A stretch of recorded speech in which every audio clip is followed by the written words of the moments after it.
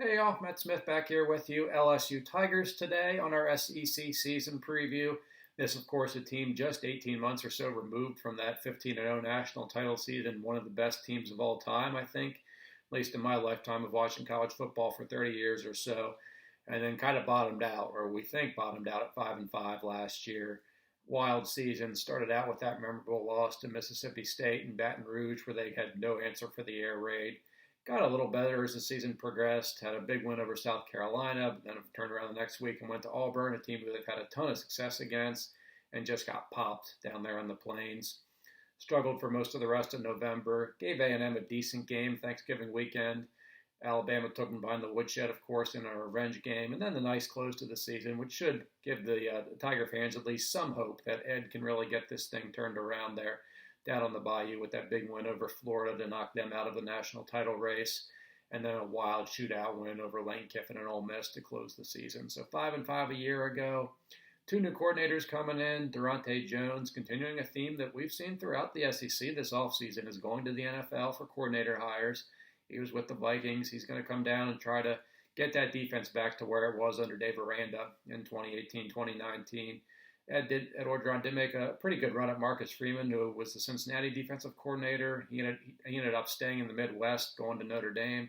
So Jones was the guy. And then the offensive side of the ball, trying to resurrect that Joe Brady magic. And he went to the Carolina Panthers, grabbed Jake Peetz, who was working under Brady, spent time learning his system. And won't have Joe Burrow, of course, but hoping to resurrect some of that magic from 2019 on the offensive side of the ball there. So two new coordinator hires, and you know what that generally means when you have to hire two new coordinators is you are on the hot seat and you're getting one shot to fix it, and if it doesn't go well, you're gone. And as crazy as that sounds, again, just a year and a half removed from an all-time season for LSU, Ed Orgeron probably is on the hot seat. What that number is, I'll touch on that probably at the end of this video. We don't know for sure, but there is a chance that this could be it for Ed. He really needs to get things back in shape after a dismal 2020, so go through some of the position groups, of course. Thought we were going to have a pretty good quarterback battle, maybe even a three-way one coming out of spring with TJ Finley, Max Johnson, and Miles Brennan. Finley felt he was the third guy in that pecking order. He's moved on to Auburn, where he's going to try and give Bo Nix a run for that starting role. Miles Brennan, you got to feel bad for the kid.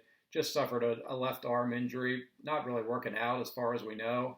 He's going to be out at least for maybe the first month of the season at least. Timetable still TBD on that. And, of course, last year he started the first three games, got hurt with kind of a weird abdominal injury, had some complications there, never got back on the field. He was a loyal soldier to the program, thought he was potentially going to be the guy as a redshirt freshman. Orgeron goes up and brings in Joe Burrow. Of course, that was a great idea in hindsight. Burrow has his 2 great years there and moves on. Brennan finally thinks it was his time last year, gets hurt.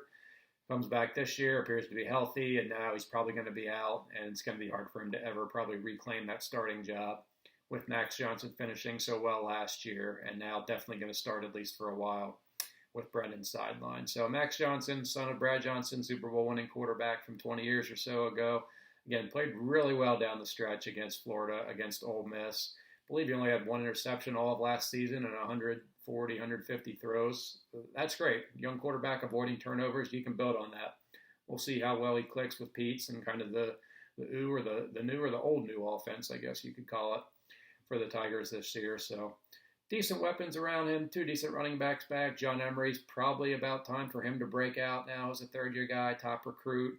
Tyrion Davis-Price is the other guy in the backfield there. So probably a two-headed combo platoon situation there in the backfield. Receiving core, Kayshon Boutte, breakout day against Ole Miss last year, set the SEC single-game receiving record. Clearly the number one guy now with some of the top targets gone. Terrace Marshall is gone. Racey McMath is gone. Eric Gilbert, the tight end, has transferred to Georgia. So he's gone. So behind him, there's some true freshmen who could get in the mix pretty quickly. There's some experienced guys. Again, older guys, I probably shouldn't say experienced, but Trey Palmer, Jeray Jenkins is in that mix. And then it could go down to the young guys, Coy Moore, Cole Taylor's the tight end, probably slides into Eric Gilbert's role. So a good number of options, but in terms of proven production, not much there beyond Boutte. Offensive line, a couple starters back. Thought they were going to have both their tackles back, but Dare Rosenthal up and left the program about a month ago. He's now at Kentucky. So Austin Deculus on the outside, Ed Ingram on the inside. They're the two names to know. decent offensive line. Did have a midsummer coaching change. Orgeron made the decision to let James Craig go after the spring. Brought in Brad Davis. He's been around the SEC, 2 or 3 different stops in the past few years, Florida, Arkansas. So that is kind of a little quirk there as they bring in a new position coach in the summer, just a couple months on the job there as the season gets ready to get rolling. So that's the offense. Defensively for Durante Jones, the defensive line, it leaves something to be desired. Did have a tough break just a few days ago, actually. Glenn Logan, who's been there for a number of years. Good player, not a superstar, but certainly a proven commodity there on the defensive line. He's going to be out a while with an undisclosed injury. So one of the big names there, sidelined for a while at least. You have Neil Farrell. He's played a good bit of football. B.J. Ojulari, I'm sure you recognize that last name. That is Azeez Ojulari's younger brother, who was the star at Georgia. He's an edge for LSU. Should be a pretty good player. Andre Anthony's their leading sack guy from last year. He's back. So by LSU standards, it's a bit of an underwhelming unit there, but still some potential there. And I think they can get after the quarterback and wreak some havoc this year. Linebacker core, they had hit the transfer portal pretty hard there. Mike Jones coming in from Clemson. Navantique Strong. LSU needs to get him in their pronunciation guide. He's somehow absent despite having an awesome name like Navantique. But he's going to be there with Mike Jones. Damon Clark is back. That's the linebacking core. Kind of like the defensive line. It's fine. I don't see superstars there like they had 2 years ago. But the secondary, yes, superstars. The best quarterback duo in the country, Derek Stingley Jr., of course. Everyone knows him. All-American, probably the first corner off the board in next year's NFL draft. And then Eli Ricks, sophomore, who really benefited last year from Stingley, A, not getting targeted much, and B, missing some time with an injury. He rose to kind of budding star status in this SEC football league. And Jay Ward, he could be a cornerback on probably every other team in the league as a starter, but they're going to kick him over to safety just because they have Ricks, they have Stingley. So they're going to get their best 4, their best 5 DBs on the field whenever they can. So he's started at safety in the spring, appears to feel pretty comfortable there.